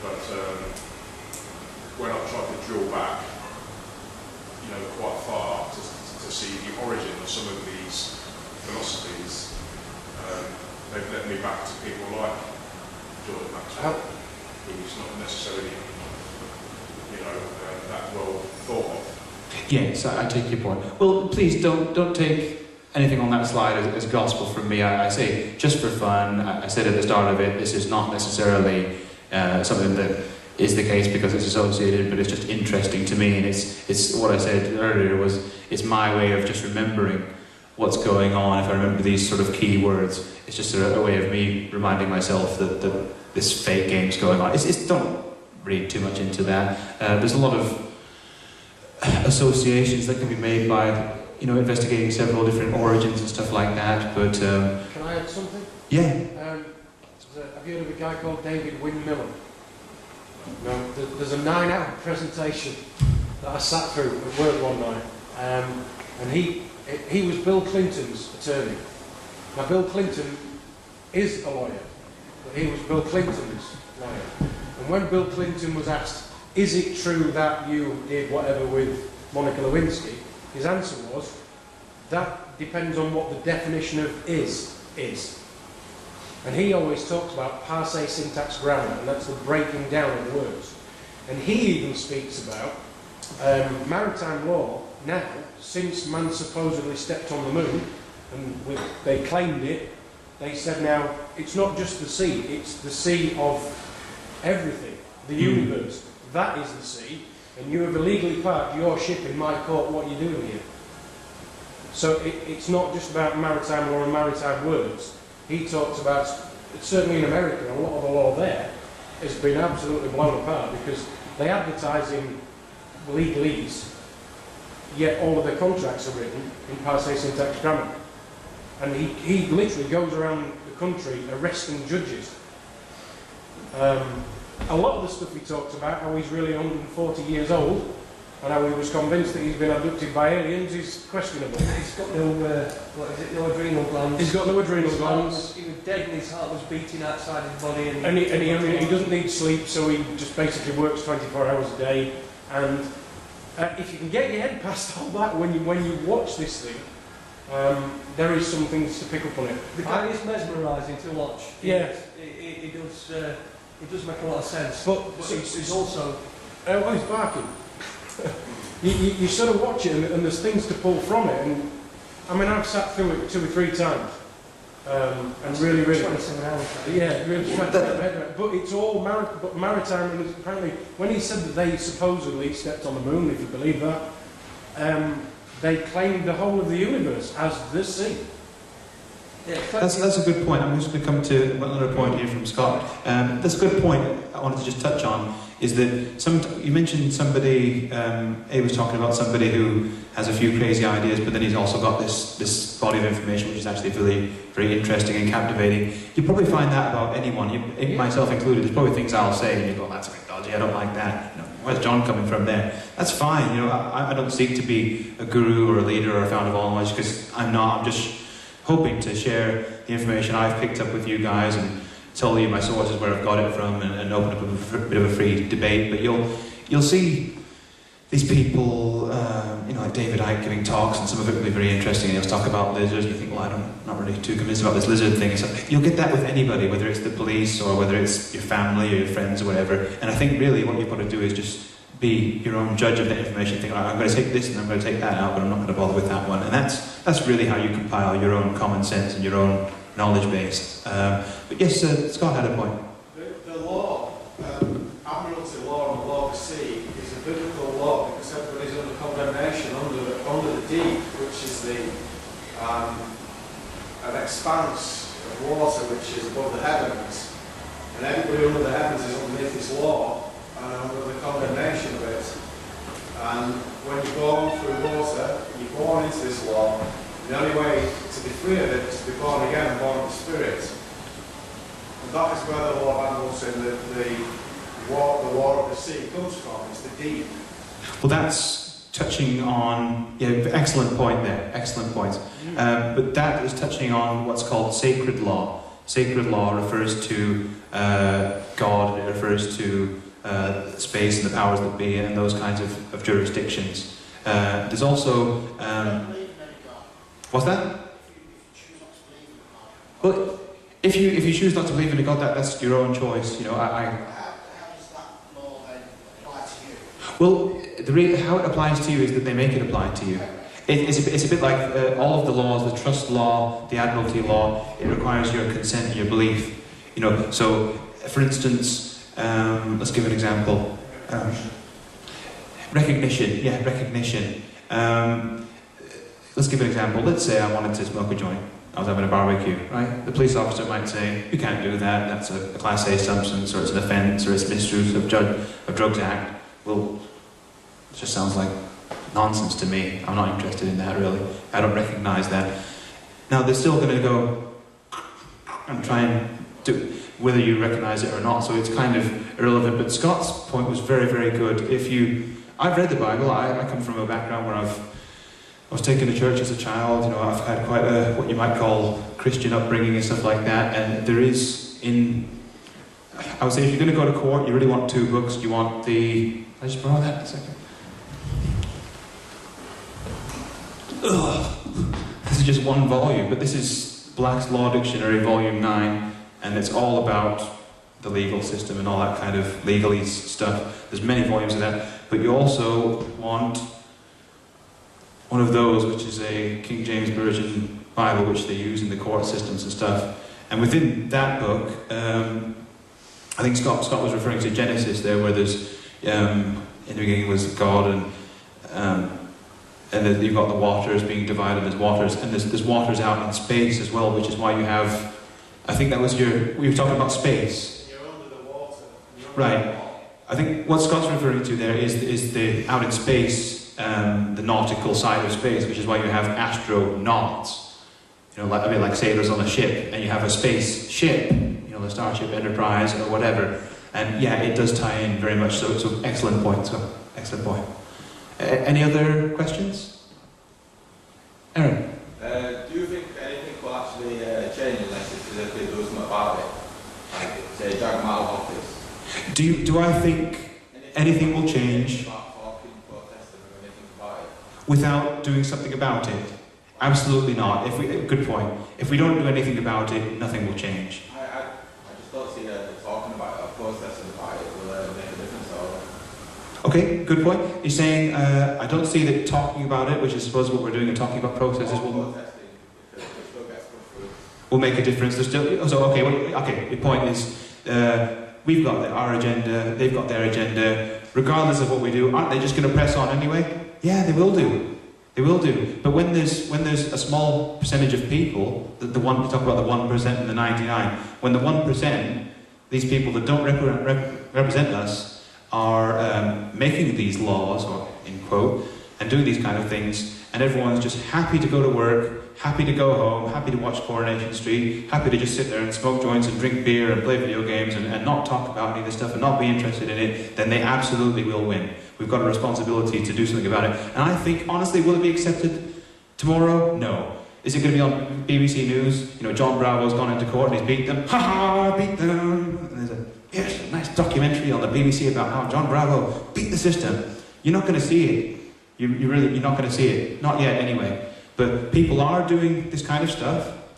Well, you know, because you hang around with Ian, so you know some of the stuff. You know what works and what doesn't. More than anyway, probably. But no, it's not going to be accepted straight away. It's a bit like if somebody, I don't think this was the case, but the story is that everyone thought the world was flat and no one was going to accept it was round, and Columbus went over there and everyone, okay, it's round.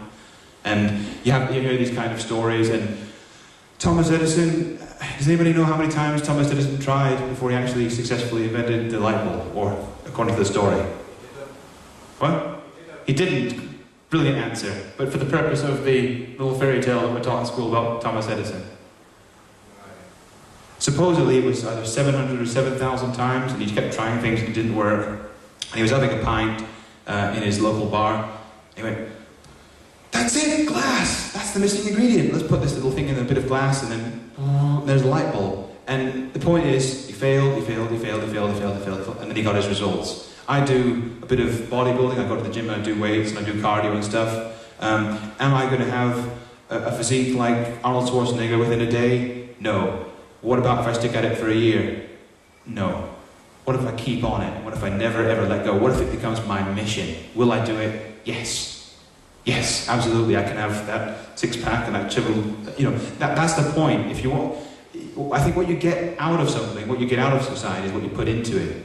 If you're happy to just let tyranny rule over you and let all these kind of things happen and say nothing and pretend like nothing's going on, then it'll continue. But if you start, I suppose the best practical advice I would say is use your phone, start filming things, start talking to people like we're doing now, get the conversation going, get the information spreading, and it will have some momentum. And it already is having a lot of momentum, especially in Ireland with the anti-eviction task force, especially in Canada with the free man movement over there.